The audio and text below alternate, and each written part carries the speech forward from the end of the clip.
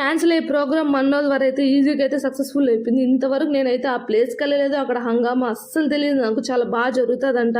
అన్న నేను వస్తానంటే సరే రా అని చెప్పి పొద్దునకైతే కారు తెచ్చి ఇంటి ముందర పెట్టేసినాడు. So sweethearts మన్నలు.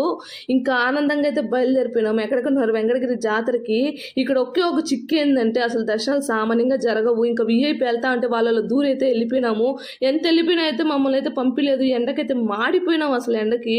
సరే ఇంకా మన తక్కువైనాడు ఆసంది ఈసంది అయితే తిప్పైతే విఐపి లైన్లో అయితే వెళ్ళిపోయినాము.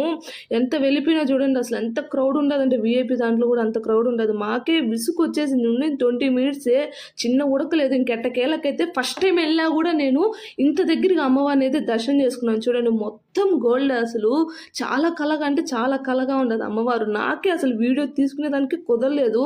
ఇంకెట్ట కూడా అయితే వీడియో తీసుకుని అయితే బయలుదేరినాము. మేము ఎక్కడికి వెళ్ళాము, ఏం చేసినాము, ఈవినింగ్ దాకా ఏం చేసినామని సెకండ్ పార్ట్ వస్తుంది.